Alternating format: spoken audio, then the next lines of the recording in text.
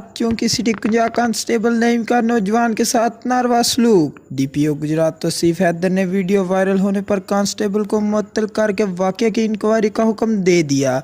चौकी सिटी कुंजा कांस्टेबल नईम का 2 कस रजाकारों के हमरा जहीर भट्ट नामी शख्स के साथ गैर इंसानी सलूक की वीडियो वायरल, जिस पर डीपीओ गुजरात तौसीफ हैदर ने फौरी नोटिस लेते हुए कांस्टेबल को मुअत्तल करके लाइन हाजिर कर दिया और डीएसपी सदर सईद अहमद को हिदायत दी कि वाक़े की मुकम्मल इंक्वायरी करके फौरी रिपोर्ट दी जाए। डीपीओ गुजरात तौसीफ हैदर ने तमाम अफसरान को सख्ती से हिदायत दे रखी है कि शहरियों से किसी किस्म की बदसलूकी बर्दाश्त नहीं की जाएगी।